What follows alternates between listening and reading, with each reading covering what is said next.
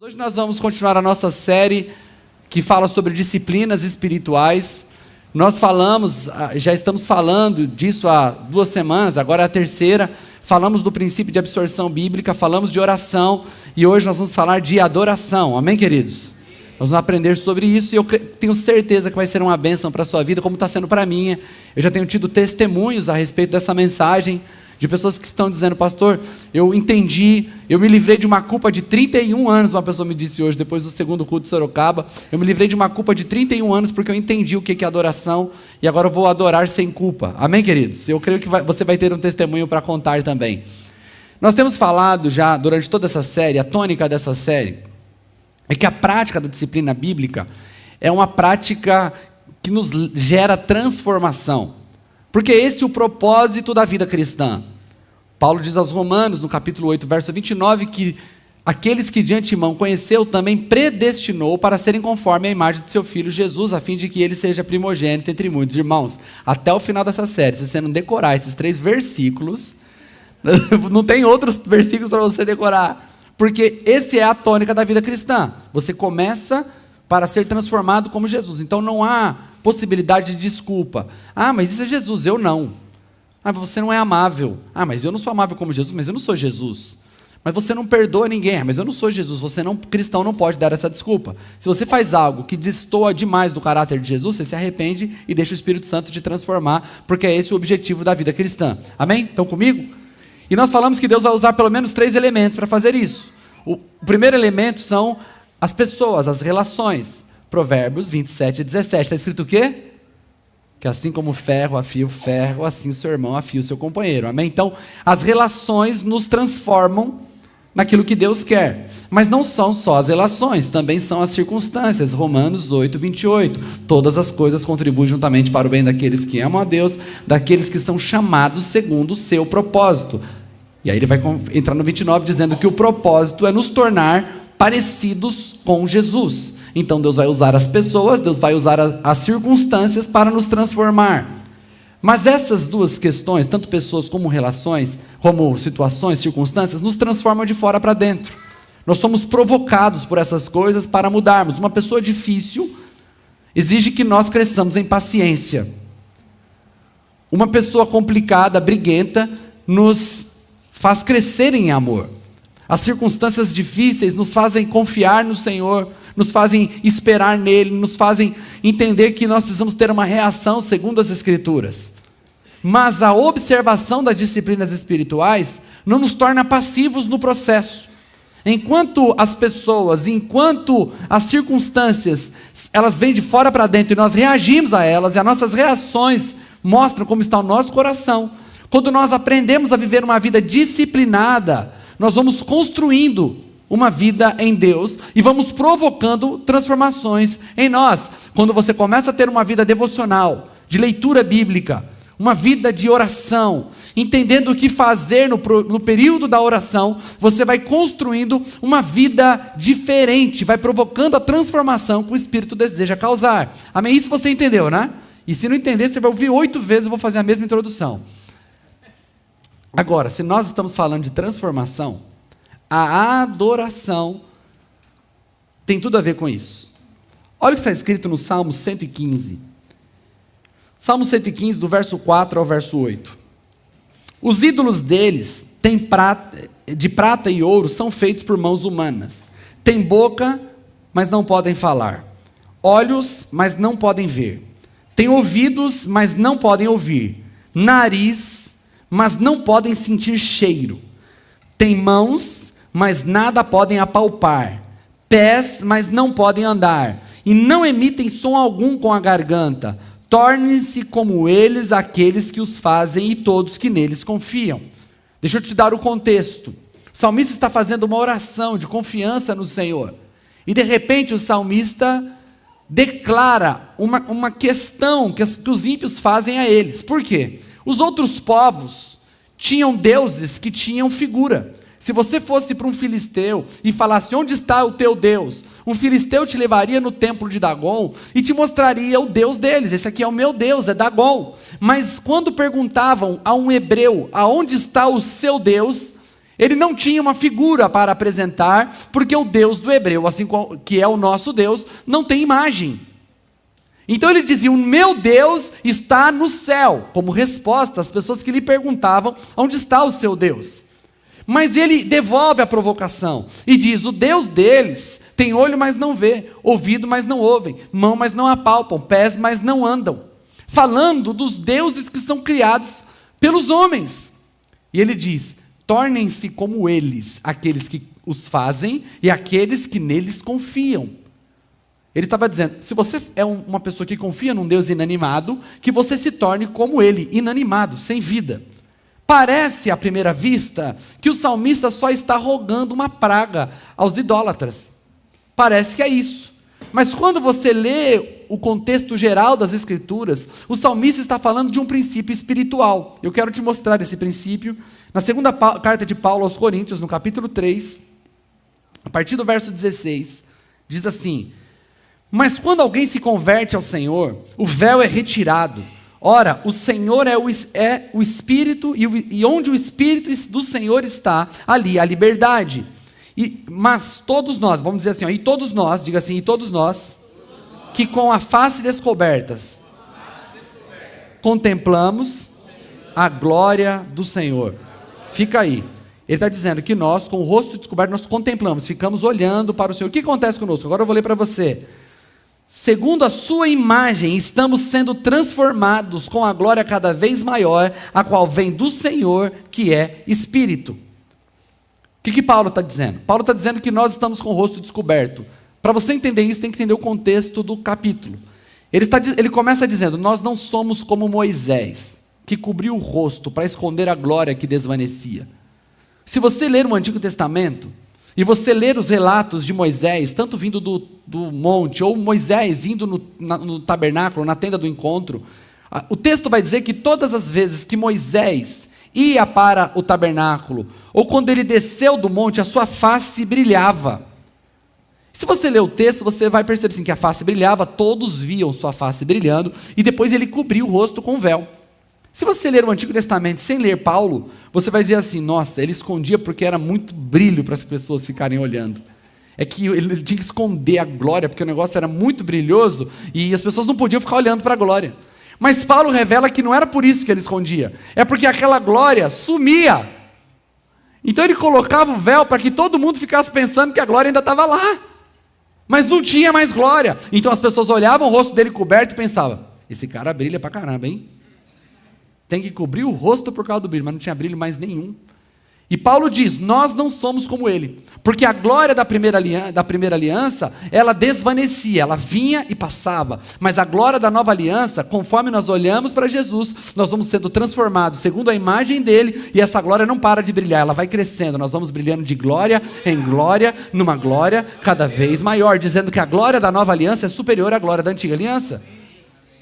E o que ele está dizendo? Que à medida que nós olhamos para Jesus, além de nós absorvermos a glória que vem do Senhor e que está manifesta no Espírito, ele está dizendo que nós vamos sendo transformados segundo a imagem de Jesus. Muito parecido com o contraste do salmista no Salmo 115, dizendo que aqueles que olham e confiam em deuses inanimados, ficam inanimados como seus deuses. Nós, conforme contemplamos Jesus, vamos nos tornando como Ele.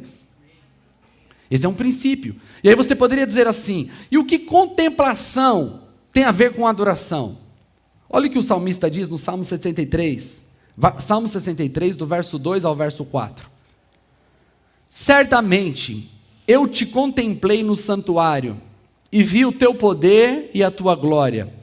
O teu amor leal é melhor do que a vida. Por isso os meus lábios te exaltarão enquanto viver. Eu te bendirei, em teu nome levantarei as minhas mãos.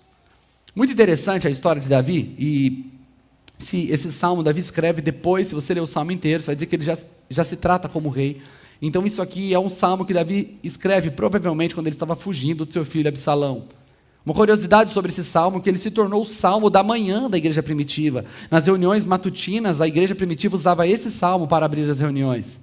E Davi, ele vive uma experiência com Deus que transforma completamente a visão dele sobre adoração. Nós vimos semana passada aqui a imagem do tabernáculo e nós explicamos como funcionava toda a arquitetura do tabernáculo. Tinha um átrio, tinha um lugar santo. No lugar santo nós tínhamos 3 elementos: o candelabro, nós tínhamos a mesa dos pães da presença, nós tínhamos o altar de incenso, depois nós tínhamos o véu e depois do véu a arca da aliança. Nos tempos de Eli e de Samuel, logo depois Samuel vem depois de Eli, a arca é levada pelos filisteus depois de uma guerra.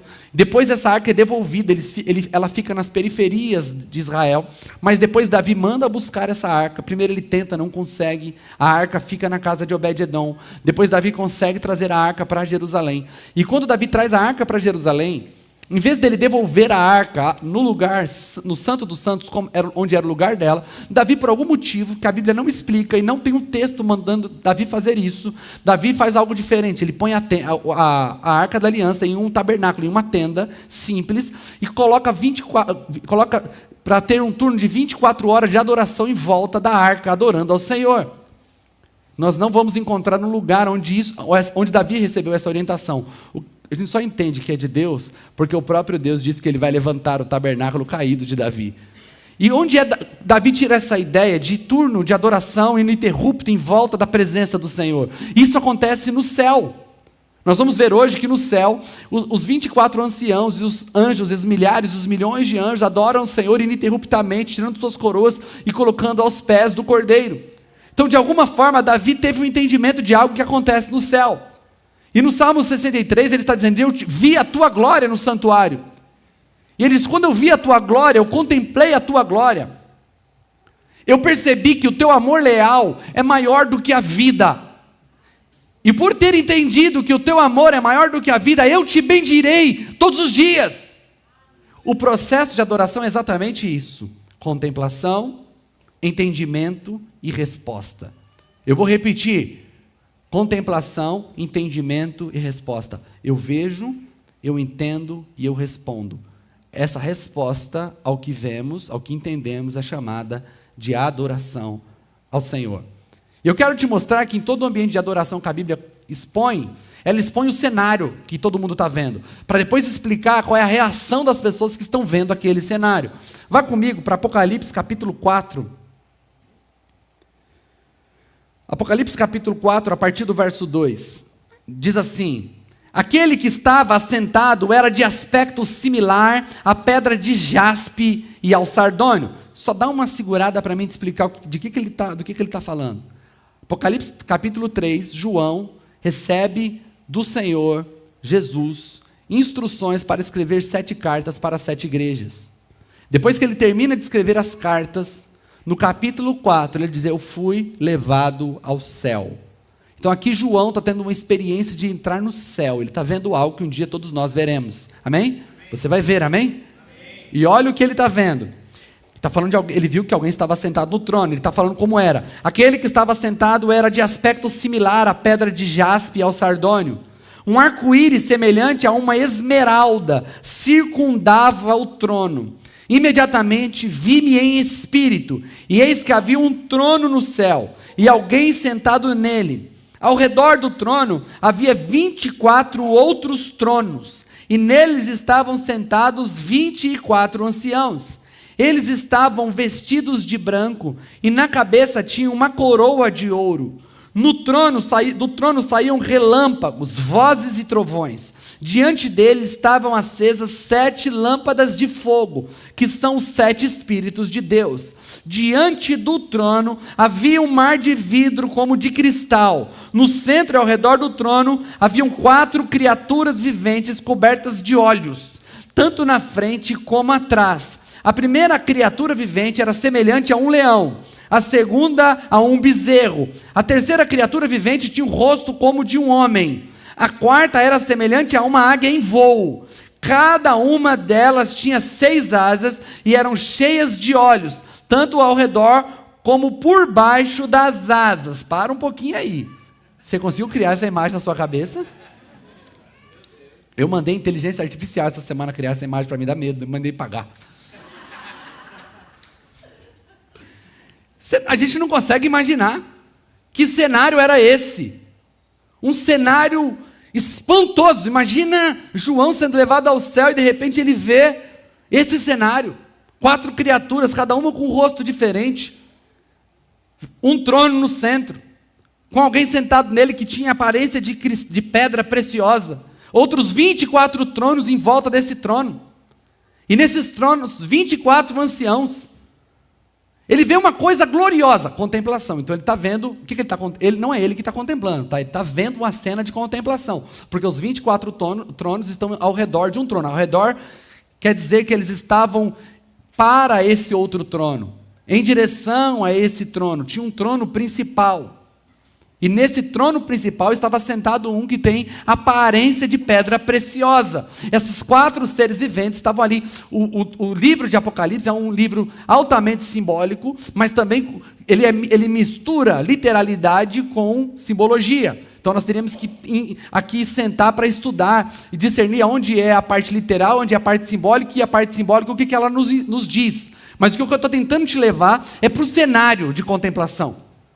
Está aquela coisa grandiosa. O que acontece nesse cenário de contemplação? O texto continua.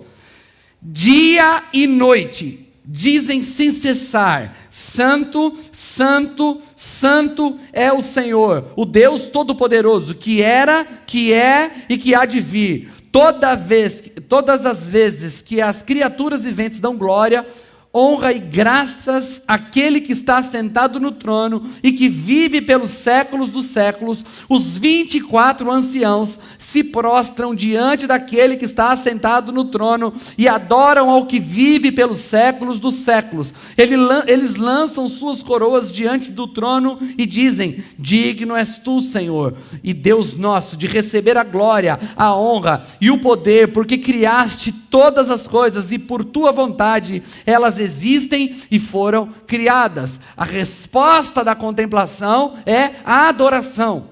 Eles vêm, eles sabem o que eles estão vendo, e a resposta é se prostrar diante daquele que está ali, porque ele sabe que ele criou todas as coisas. Continua, capítulo 5 de Apocalipse, agora verso 11.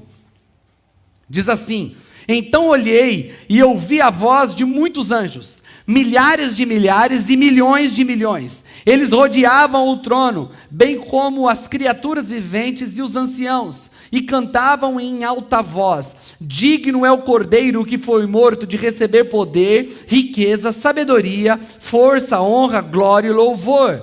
Depois ouvi todas as criaturas existentes no céu, na terra, debaixo da terra, no mar, e tudo que neles há, que diziam: ao que está sentado no trono e ao Cordeiro sejam o louvor, a honra, a glória e o poder pelos séculos dos séculos. As 4 criaturas viventes dizem amém, e os anciãos prostram-se e o adoram.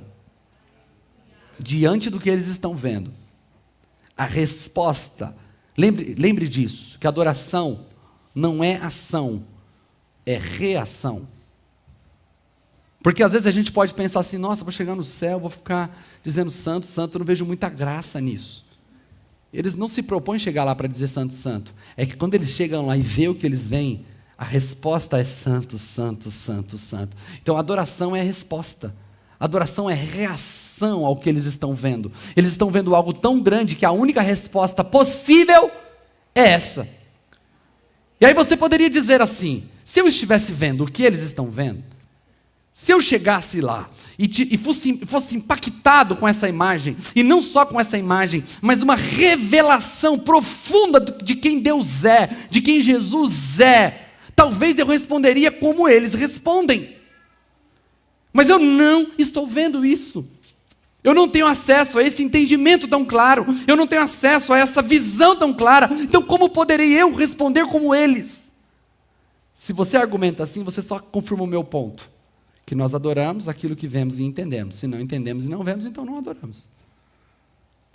Então, se nós respondemos em adoração, nós entendemos que a adoração é fruto de uma compreensão. É fruto de ter aquele entendimento revelado em nosso espírito.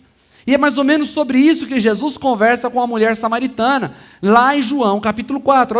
Olha o texto, João capítulo 4, do verso 21 ao verso 24.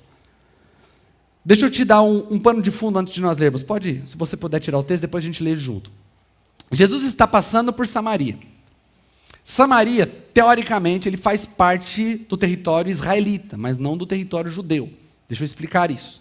Depois de Salomão, o território de Israel foi dividido em 2 povos.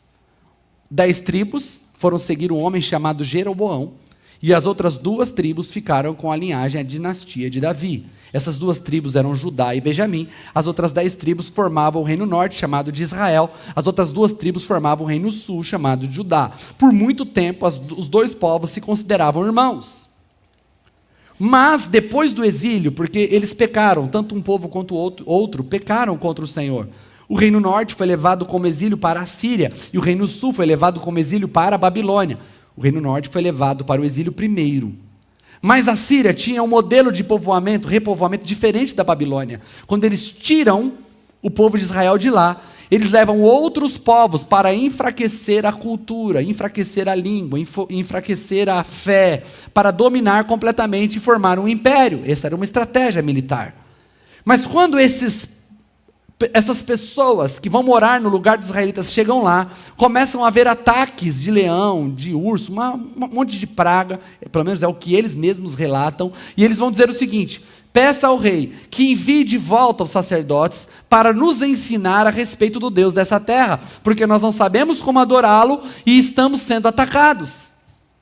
Então, o rei da Síria, o imperador, manda de volta os sacerdotes do reino norte para eles ensinarem aquele povo a adoração ao Deus da terra. Mas o que acontece? Eles começam a adorar o Deus daquela terra, mas continuam adorando seus próprios deuses. Então eles são um povo miscigenado, que adoram mais do que um Deus, e eles criam uma bagunça no reino norte, e a partir daí, o reino sul já não considera mais o reino norte como irmãos. Pelo contrário, eles consideram que eles são desertores da fé. Então, no tempo de Jesus, a relação entre esses 2 reinos era totalmente complicada, porque anteriormente Samaria era a capital do reino norte e Jerusalém do reino sul. Agora Jesus decide passar por lá. E quando Jesus está passando por Samaria, ele encontra uma mulher tirando água num poço que era chamado de Poço de Jacó, porque Jacó tinha feito o poço. Nesse contexto, Jesus pede água para essa mulher. Essa mulher acha estranho o fato de Jesus, sendo homem, para a cultura da época, pedir água para uma mulher, muito mais sendo ele judeu e ela samaritana. E então Jesus diz: vá chamar o seu marido. E ela diz: eu não tenho marido. E Jesus diz: você falou verdade, você não tem marido, você já teve 5 maridos e o que você tem agora não é teu. Então ela percebe que Jesus é um profeta. Então ela diz: vejo que tu és profeta. E faz uma pergunta teológica para Jesus: Jesus, aonde devemos adorar? Porque os nossos pais adoraram neste lugar. De que pais elas estavam falando? De Jacó, de Isaac e de Abraão. Porque aquele lugar, aquele poço, quem tinha cavado era o próprio Jacó. Ou, em Jerusalém, como dizem vocês. Baseado nisso é que Jesus responde o que nós vamos ler agora. João capítulo 4, verso 21 diz: no entanto, está chegando a hora, e de fato já chegou, em que os verdadeiros adoradores adorarão o Pai em espírito e em verdade. Estes são os adoradores que o Pai procura. Deus é espírito, e é necessário que os adoradores o adorem em espírito e em verdade. Vocês, samaritanos, adoram o que não conhecem. Nós adoramos o que conhecemos, pois a salvação vem dos judeus. Jesus declarou: creia em mim, mulher. Está próxima a hora em que vocês não adorarão o Pai, nem neste monte e nem em Jerusalém. Jesus responde mais ou menos assim: a sua pergunta chegou tarde demais. Não é, a partir de agora, não é nem lá e nem cá. O que Deus está procurando agora não é um lugar e um ritual. O que Ele está procurando agora são corações que adorem em espírito e em verdade. E o que é adorar em espírito e em verdade? Adorar em espírito quer dizer que, quando ele diz Deus é espírito, e é importante que os adoradores o adorem em espírito. Ele estava dizendo, todo o projeto de adoração até agora, ele envolvia rituais exteriores. Mas a partir de agora, o que o Pai procura são pessoas que adorem Ele de dentro para fora. Pessoas que o adorem de uma forma que a resposta estará vindo do seu interior. Nós vamos entender isso um pouquinho mais para frente. Mas ele não fala que é só em espírito, é também em verdade. Porque se alguém adora o Senhor só em espírito, sem verdade, ela pode até estar dando uma resposta interior, mas sem verdade, assim como a mulher samaritana estava adorando o que ela não entende, nós podemos adorar um Deus que nós mesmos criamos, segundo a nossa imagem, segundo a nossa semelhança. Muitas pessoas não estão adorando o Deus descrito nas Escrituras. Muitas pessoas estão adorando um protótipo de Deus que elas mesmas criaram. Hoje em dia é comum você abrir a internet e ver uma influencer que se diz cristão dizer assim: eu não creio no Deus dos evangélicos, eu não creio nesse Deus. Não importa que nome ela coloca para tornar pejorativo o Deus que cremos. Ela poderia dizer: eu não creio nesse Deus das Escrituras, eu creio no Deus revelado nos Evangelhos. Mas se a gente mostrar algum detalhe nos Evangelhos de Jesus sendo firme, elas vão dizer: isso foi inserção de um homem.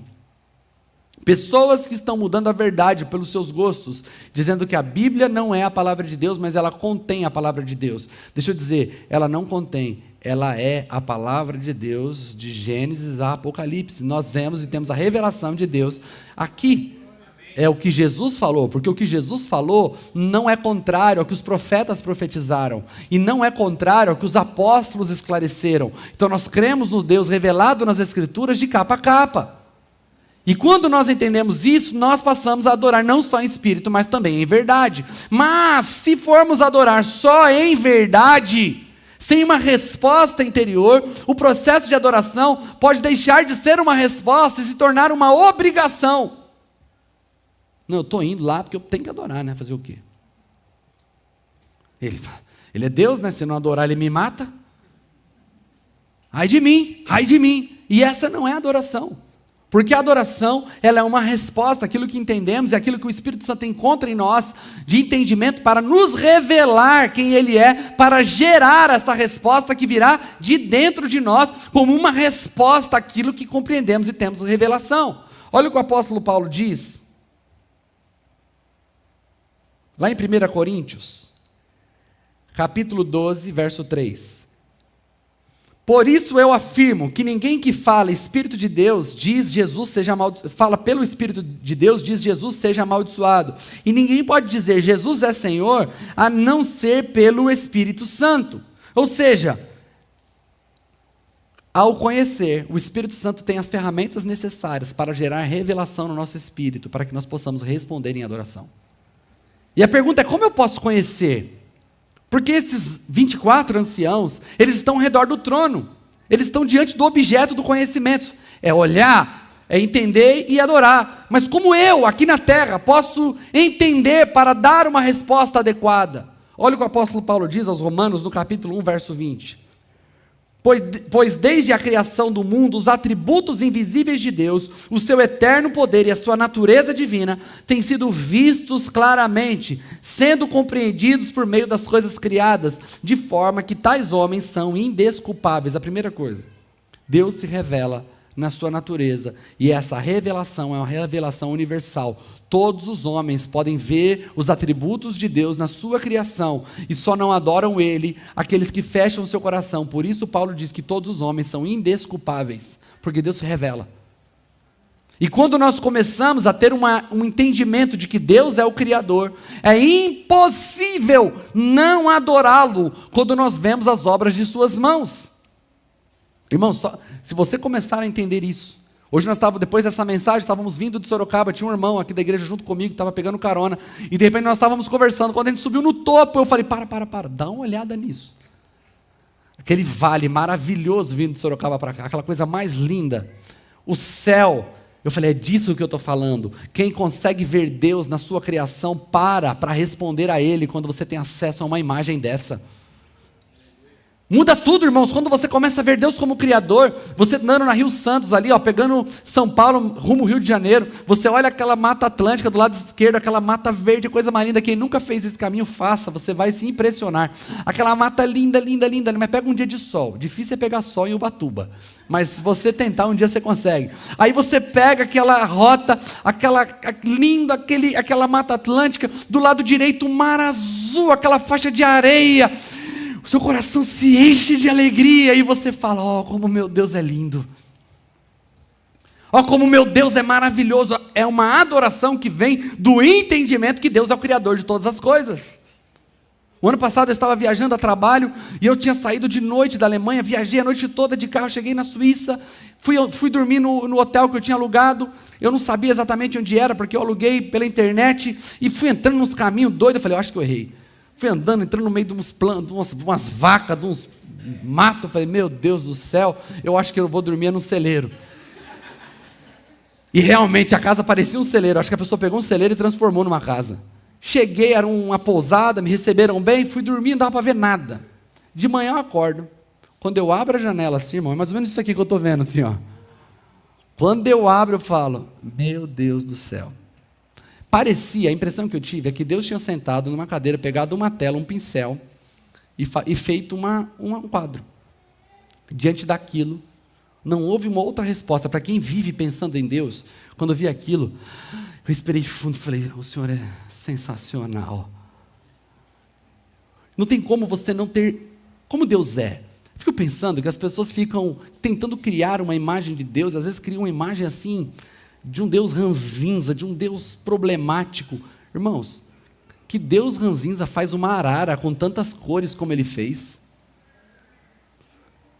Que faz a águia voar de maneira tão linda? O mar azul, irmão, por que tem tanta cor? A coisa mais linda, o sol quando bate no mar, e aquela água limpa, os raios solares cruzando a água, e os peixes coloridos, para que criar tanto peixe colorido? Isso revela a identidade de um Deus criativo, de um Deus que ama o belo, de Deus que valoriza a diversidade. É só você entrar numa igreja brasileira, a igreja brasileira glorifica Jesus. Sabe por quê? Porque se você vai em alguns países, a segregação racial é tão grande, que você vai ver igreja de branco, vai ver igreja de negro, você vai ver igreja de latino, mas você vem no Brasil, é uma caixa de lápis de cor. Não é verdade? E tudo misturado. Entende? É tudo misturado. Isso é a beleza da diversidade daquilo que Deus criou. O nosso Deus é belo, Ele é criativo, não criou todo mundo da mesma cor, não criou todos os cabelos do mesmo jeito, não criou os olhos todos iguais, não criou todos da mesma altura, não criou cenários iguais em todos os países. Cada país tem sua beleza, cada natureza em cada país revela uma parte, uma peculiaridade da beleza de Deus. Ele é um arquiteto perfeito, ele envolve cor, lugar, tamanho, proporção, e quando Ele faz algo desproporcional, Ele faz a gente ficar de queixo caído.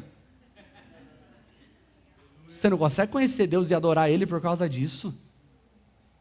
Então, se você não tem tanto conhecimento das Escrituras, só passa a olhar para aquilo que Deus criou agora e ver se não vai surgir dentro de você uma resposta de adoração. A segunda forma de conhecer Deus é através das Escrituras. Olha o que está escrito em segunda carta de Pedro, capítulo 1, verso 19 ao 21. Assim, temos ainda mais firme a palavra dos profetas, e vocês farão bem se nela prestarem atenção, como a uma lâmpada que brilha em um lugar escuro, até que o dia clareie e a estrela da manhã nasça no coração de vocês. Antes de mais nada, saibam que nenhuma profecia da Escritura é de interpretação particular, pois jamais a profecia teve origem na vontade humana, mas homens falaram da parte de Deus, guiados pelo Espírito Santo. Quando nós começamos a ler as Escrituras, pastor, eu não sei ler, nós falamos isso na primeira mensagem dessa série. Tenho muita dificuldade de entender o Antigo Testamento. É uma cultura, um jeito. Eu fico confuso. Começa lendo no Novo, depois você vai para o Velho. Começa por onde? Vai ler o Evangelho de João primeiro. Lê o Evangelho de João. E depois, você faz o quê? Pula lá para as 3 cartas de João. Aí depois você volta para Mateus e lê o Novo Testamento inteiro. E depois, aí se você não entendeu, ainda lê de novo. E depois você lê a partir... Pastor, mas não tem que ler, eu estou acostumado a ler livro da página 1 à página 300, não ficar picando assim. Deixa eu falar, a Bíblia não é só um livro, são 66 livros. Então, qualquer um dos livros que você pegar da Bíblia e lê-lo, você estará lendo um livro dentro da Bíblia. Então comece pelo Novo Testamento, porque quando você começa a ler as Escrituras, e você começa a ter uma visão, que ela foi escrita, é uma carta, para que nós possamos conhecer o coração do nosso Pai, você vai começar a conhecer o Senhor, e então você terá a ferramenta dentro de você necessária, para que o Espírito Santo gere em você uma resposta de adoração. Como mais eu posso conhecer Deus? Através de Jesus Cristo. Olha o que diz Paulo aos Colossenses, no capítulo 1, do verso 15 ao verso 20. Ele quem? Jesus. é a imagem do Deus invisível, o primogênito sobre toda a criação, pois por meio dele foram criadas todas as coisas no céu, na terra, as visíveis e as invisíveis, sejam tronos, sejam soberanias, quer poderes, quer autoridades, todas as coisas foram criadas por ele e para ele. Ele é antes de todas as coisas e por meio dele tudo subsiste. Ele é a cabeça do corpo, que é a igreja, é o princípio, é o primogênito dentre os mortos, para quem tudo tem a supremacia. Pois foi do agrado de Deus que nele habitasse toda a plenitude e por meio dele reconciliasse consigo todas as coisas, tanto as que estão na terra quanto as que estão nos céus, estabelecendo a paz por meio do seu sangue derramado na cruz. Quer conhecer a Deus? Conheça Jesus. Quando Felipe pergunta, Senhor, mostra-nos o Pai, ele fala, Felipe, quem vê a mim, vê o Pai. Paulo diz que Jesus é a imagem do Deus invisível. É incrível isso. Estava pensando nisso essa semana. Quando Moisés pediu a Deus, Senhor, me mostra o teu rosto. Ele falou, meu rosto você não pode ver, porque se você ver meu rosto, você morre. Você vai ver as minhas costas. Quando eu passar pela rocha, você pela fenda da rocha vai ver as minhas costas. Então, passa-se o Senhor e a glória de Deus é revelada em suas costas. Na antiga aliança, Deus se revela indo. Na nova aliança, Ele se revela vindo. Na antiga aliança, Ele mostra as costas. Na nova aliança, Ele revela o rosto. E em Jesus, Ele revela seu rosto. Em Jesus, Ele vem em nossa direção. E quando nós conhecemos Jesus, nós conhecemos a Deus. Quando nós conhecemos, e como podemos conhecer Jesus? Quando nós vamos para os evangelhos, e nós começamos a ver Jesus se movimentando, como Jesus lida com as questões, como Jesus lida com as pessoas, como Jesus se preocupa com os pobres e necessitados, como Jesus tem uma palavra para levantar o caído, e quando nós vemos durante os apóstolos manifestando a revelação de Cristo nos evangelhos, nós vamos nos apaixonando por Jesus, mas que você não incorra no erro de se apaixonar só pelo ser humano Jesus, mas que você entenda que o ser humano Jesus revela a Deus. Então você estará pronto para dar a resposta necessária. Agora, a pergunta que fica é como responder? Uma vez que entendo, uma vez que eu tenho o material necessário, eu li as Escrituras, eu conheci Jesus, eu tenho contemplado Jesus em sua natureza, como eu posso responder em adoração? A primeira questão que é muito importante, foi disso que eu recebi o testemunho hoje, é que se é uma resposta, tem um aspecto da adoração, não são todos, mas há um aspecto da adoração que é extremamente subjetivo. Porque cada um responde de um jeito. Esse tempo atrás eu descobri que o vermelho que eu vejo nem é o vermelho que você vê. Vemos vermelhos diferentes. Então o marido e a mulher discutindo que o vermelho está muito vivo, cada um está vendo um vermelho diferente. Que discussão mais tola, né? Se nós temos visões diferentes das mesmas coisas, nós respondemos de forma diferente. Então há um aspecto da adoração que tem muito a ver com a nossa própria personalidade. Você ficar do lado do Marco, você ficar do lado da Daiane, a irmã dele, a família do Serginho toda, você fala assim, esse povo está vendo o que eu não estou vendo, menino. Porque na hora da adoração estão rolando no chão, chorando, cheio de ranho na cara. E você fala assim, meu Deus, acho que eu sou frio demais. Não é possível. Você vê a Normeide adorando, você fala, não, o canal não está ligado no mesmo, a televisão está ligada no mesmo canal, não. Eu estou vendo comédia e ela romance. Porque a resposta é extremamente subjetiva. Conforme você tem acesso ao que você vê, você responde. E há um aspecto da adoração que tem muito a ver com personalidade. Não quer dizer que um está adorando mais e o outro está adorando menos. Cada um está respondendo segundo a sua personalidade. Está entendendo? E isso também é poder de Deus. Porque Ele criou seres humanos diferentes. Se fôssemos todos iguais, Ele não teria revelado esse amor pela diversidade que Ele tem. Então, a adoração tem um aspecto que é extremamente subjetivo. Lógico que podemos aprender com os nossos irmãos como adorar. Mas chega até um ponto de aprendizado que aí tem a ver com a personalidade. Então, esse é o primeiro aspecto e você precisa entender isso. Por quê? Para que você responda do teu jeito e se sinta bem com isso. Tá certo? A segunda questão já não é tão subjetiva, é objetiva. Olha o que está escrito em Romanos 12, verso 1. Portanto, irmãos, rogo pelas misericórdias de Deus que se ofereçam em sacrifício vivo, santo e agradável a Deus. Este é o culto racional de vocês.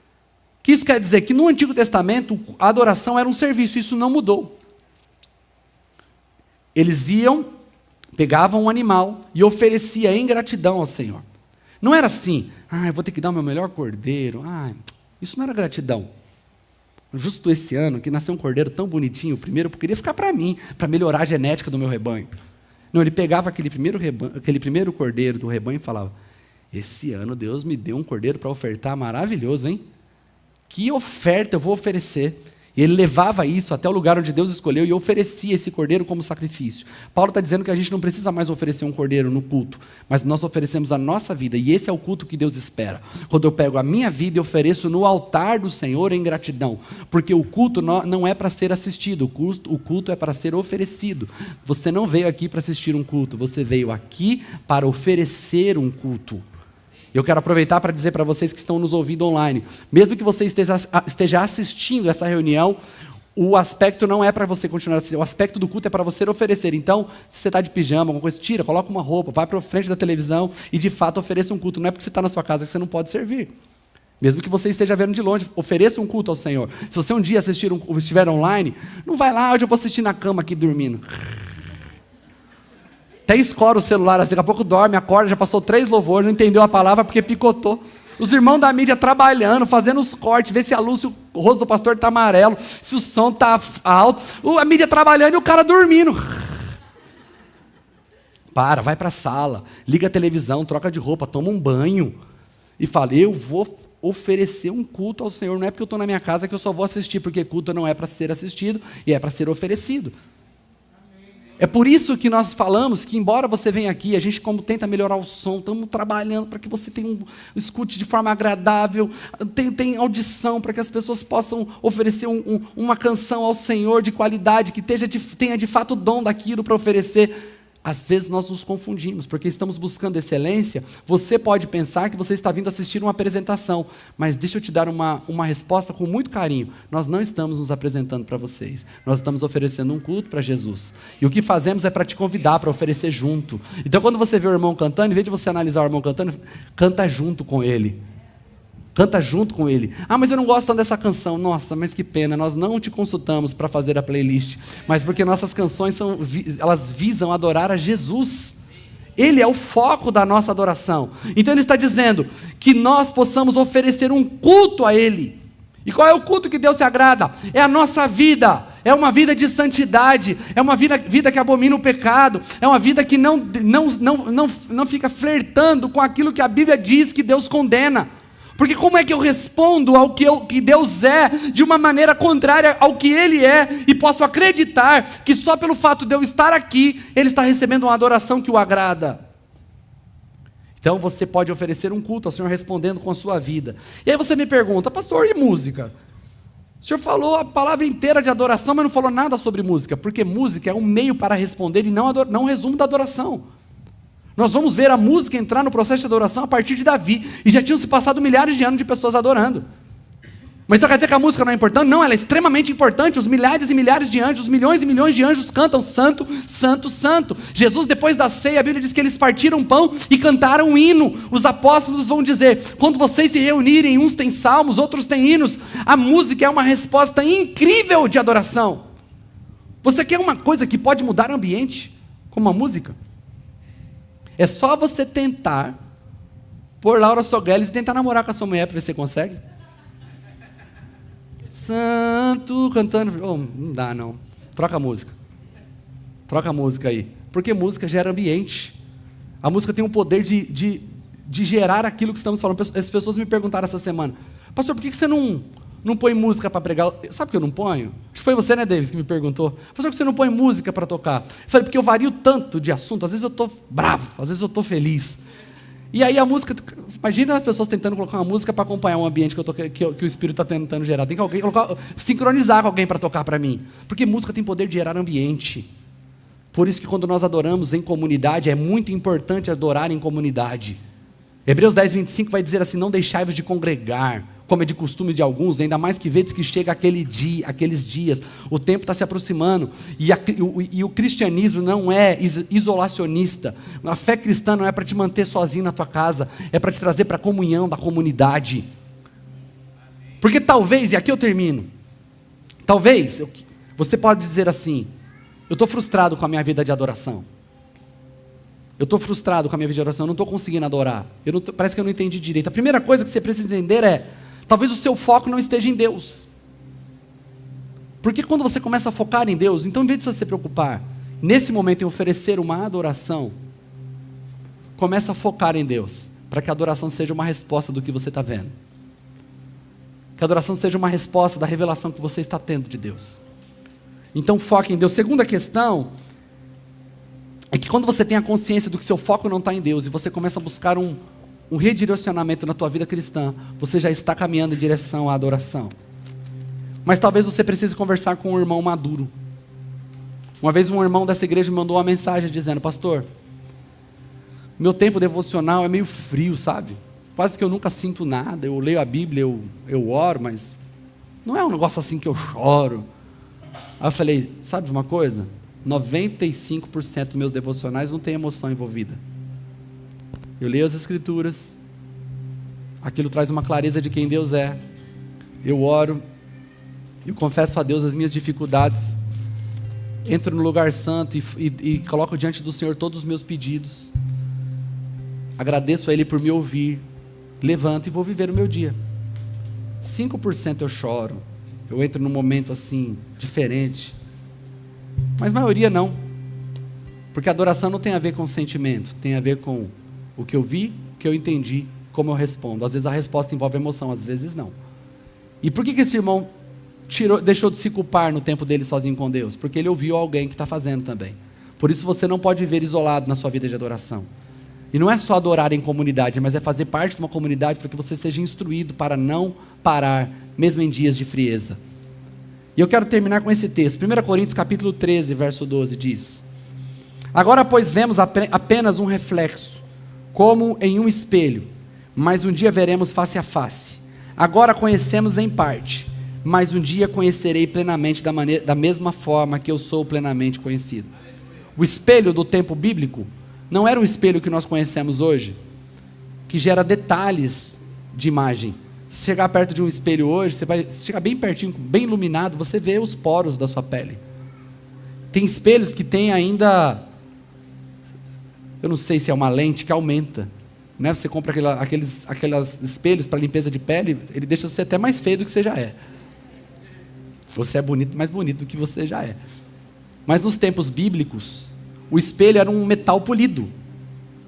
E não tinha máquina para polir como temos hoje. Então também não era um polimento perfeito. Ficava meio embaçado. Você sabia mais ou menos como que você era. Você não sabia exatamente como você era. Você sabia mais ou menos. Eu acho que eu sou mais ou menos assim. Porque o espelho não era perfeito. E o apóstolo Paulo diz hoje, quando a gente vê a imagem de Deus, a gente vê embaçado como no espelho. A gente conhece só uma parte. Mas um dia nós conheceremos perfeitamente como somos conhecidos. E eu escrevi essa frase baseado nisso. Pensar no céu nesses termos muda tudo. Quando imaginamos o céu como uma versão aprimorada das coisas que conhecemos, ficamos entusiasmados. No entanto, ao considerarmos que no céu não experimentaremos apenas versões melhoradas do que já conhecemos, mas também coisas que a nossa mente não pode discernir, nossa perspectiva se transforma. A adoração de hoje sempre será a resposta a uma espiada pela fechadura. Aquele pequeno vislumbre já nos encanta. A expectativa da eternidade deve ser como aquele pensamento: se a luz que hoje experimento em flashes já me maravilha, imagine ser exposto a ela continuamente. Assim será o dia que nós vamos nos encontrar com o Senhor. Hoje nós adoramos o que conhecemos pelo furo da fechadura. Você ajoelha, fecha um olho, coloca o outro olho e vê a glória de Deus bem pequenininha. E aquilo já faz você levantar e responder em adoração. Mas um dia a porta vai se abrir e você não vai mais precisar espiar pela fechadura. Você vai entrar na luz, você vai conhecer plenamente. E nesse dia você vai entender o porquê eles adoram ininterruptamente. Porque essa é a única resposta possível diante da glória de Deus. Amém? Eu quero te convidar a ficar em pé nessa noite. E eu quero muito que você comece a pedir ao Senhor, antes de nós adorarmos, você fale: Senhor, eu quero te conhecer. E foque em Deus, por alguns minutos, foque em Deus. Comece a pensar em quem Deus é, na beleza do Senhor. Pastor, eu não conheço muito das Escrituras. Não tem problema. Comece a lembrar, comece a pensar em coisas que você ainda nunca refletiu. Comece a lembrar dos lugares mais belos que você já conheceu. E comece a imaginar Deus criando essas coisas e pensar o porquê Deus criou tão lindo assim. E essa resposta te levará que o nosso Deus, Ele é assim, Ele é criativo, Ele é maravilhoso, Ele é grandioso, Ele é perfeccionista, Ele é detalhista, Mas, Senhor, pastor, eu já conheço um pouco as Escrituras. Comece a lembrar que Ele te salvou, que Ele enviou o seu único filho para morrer no teu lugar, para restaurar a relação com você. E permita que esses pensamentos comecem a construir dentro de você uma imagem de Deus. Não uma imagem física, mas uma imagem da personalidade desse Deus. Uma personalidade que nos maravilha. Nós ficamos maravilhados diante dEle. Nós ficamos maravilhados diante da sua majestade. Nós ficamos maravilhados diante da sua grandeza. Nós ficamos espantados diante de tanta beleza. Comece a fazer a sua oração. Comece a falar com o Senhor. E se prepare para responder a isso em adoração. Enquanto eles cantam, que essa canção te ajude a focar em Deus, para que a sua resposta seja apropriada a Ele, aquele que é digno de toda a honra e de toda a glória.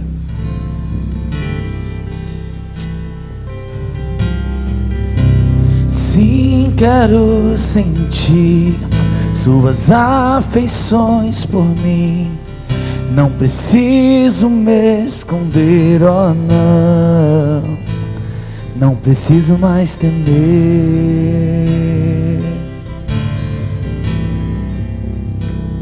Não preciso mais temer.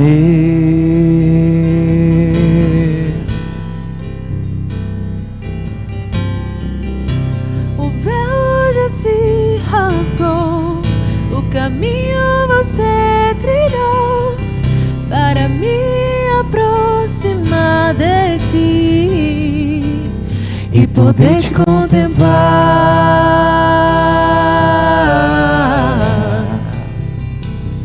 E poder te contemplar.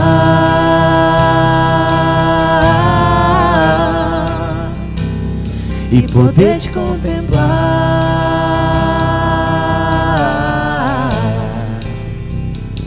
E poder te contemplar.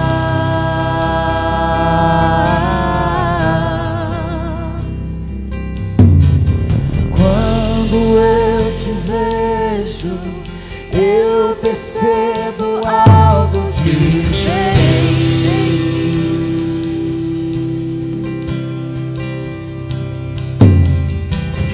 Quando eu te contemplo, eu me torno cada vez mais semelhante a ti. Quando eu te vejo, eu percebo algo diferente em mim. Quando eu te contemplo, eu me torno cada vez mais semelhante a ti, Jesus. Só quero ver você, só quero ver você, só quero ver você. Só quero ver você, só quero ver você, só quero ver você.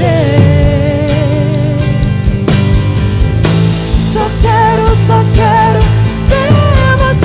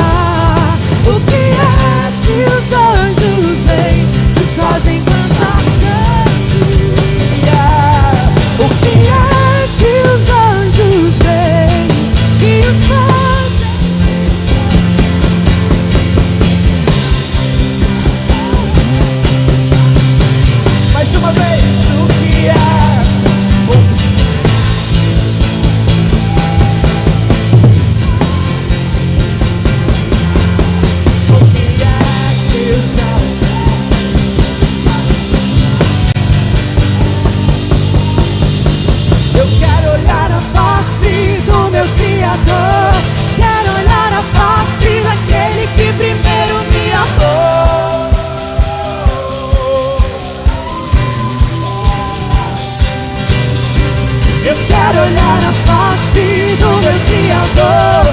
Quero olhar a face daquele que primeiro me amou. Eu quero olhar a face.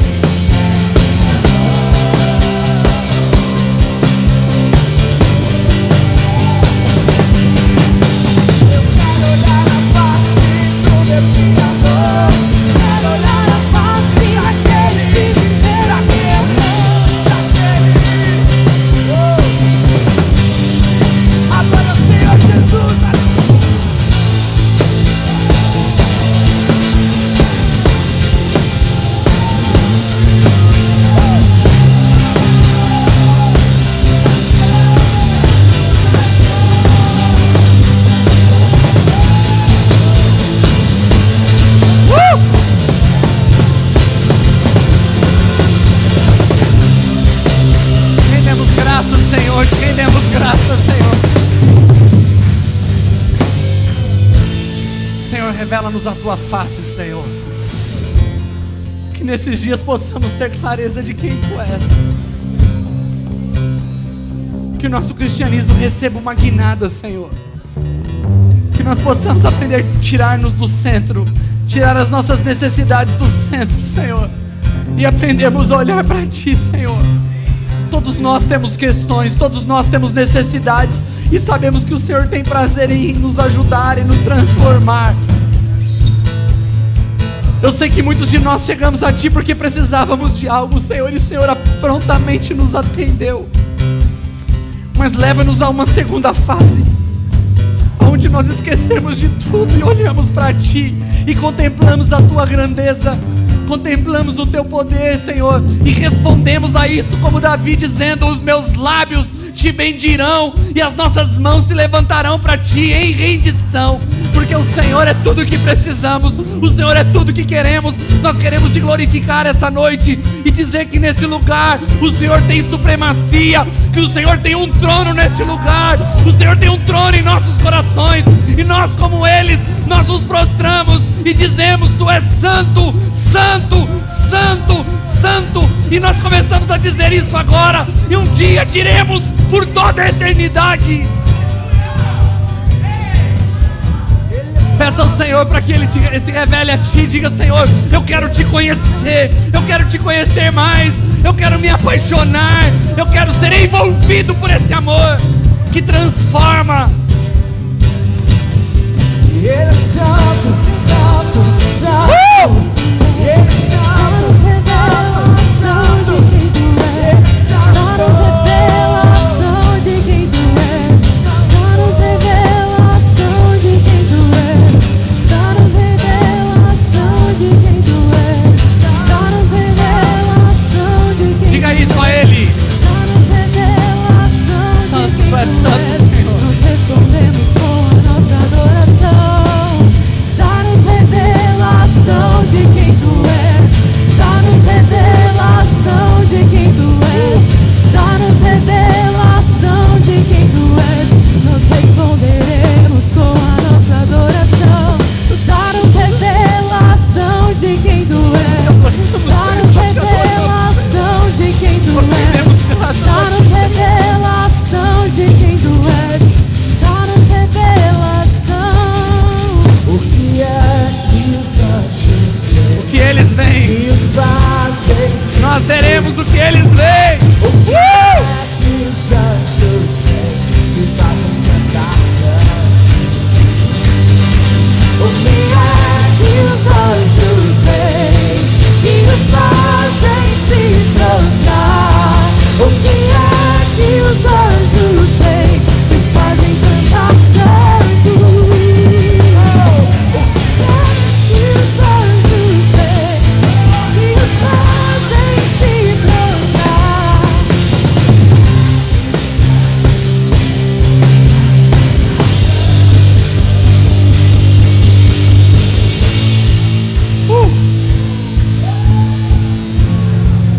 Você leva esse coração para sua casa. Que a partir de agora isso transforme a sua oração. Que isso transforme o seu tempo sozinho com Ele. Que você gaste um tempo meditando na grandeza dele, para que isso gere em você uma resposta. E essa resposta é a adoração. Nós temos a cultura da oração. E hoje nós queremos muito terminar orando por você. Quero convidar os líderes a vir aqui à frente. Eles vão estar aqui à sua disposição. Talvez você precise de ajuda a respeito do que foi ouvido e foi pregado aqui nesta noite. Mas talvez você precise entregar a sua vida a Jesus. Talvez você não tenha feito essa oração ainda. Talvez Jesus é maravilhado, mas você ainda não disse: eu quero Jesus como Senhor de minha vida. Ou talvez você você está afastado dos caminhos do Senhor e você precisa se reconciliar. Os líderes, podem vir os líderes aqui à frente para que eles possam ver vocês. Eles vão estar aqui disponíveis para você. Talvez você precise de uma oração para qualquer motivo. Nós queremos dizer a você que a vida cristã não foi feita para viver sozinho. Você pode desfrutar de ajuda. Então, enquanto nós estamos aqui terminando a reunião, que você não vá embora se você precisa de ajuda sem buscá-la. Amém? Que você possa viver isso, que o Senhor transforme o teu coração, que a tua casa seja uma casa de resposta, que a sua vida seja uma vida de resposta, que o seu dia a dia seja um dia a dia de resposta, que quando as pessoas te perguntarem qual é o sentido da sua vida, você possa responder: eu vivo para responder àquele que primeiro me amou. Qual é o sentido da tua vida? Eu vivo para que a criação dos meus filhos, a minha casa, seja uma resposta de adoração ao Senhor. Mas o que você entende? Hoje eu entendo um pouquinho, mas um dia eu entenderei completamente, porque um dia eu o verei como Ele é. Amém, queridos? Senhor, obrigado por essa noite maravilhosa. Obrigado, Senhor, por nos permitir te oferecer um culto tão cheio da Tua presença. O Senhor de verdade facilita pra gente, porque nós estamos tendo contato com Tua glória e fica mais fácil responder assim, Senhor. Muito obrigado, muito obrigado. Que essa semana seja uma semana de paz, que essa semana seja uma semana de revelação, que seja uma semana de compreensão. Alcance os corações, aqueça os corações que estão frios, Senhor. E que essa semana possa subir ao seu trono um aroma suave de adoração na cidade de Itapetininga, Senhor. Essa é a nossa oração nesta noite, em nome de Jesus. Que o amor de Deus, a graça de Jesus Cristo, seu Filho, e a comunhão do Espírito Santo esteja sobre cada um de nós, desde agora e para todos sempre. Que Deus te abençoe e que você tenha uma ótima semana.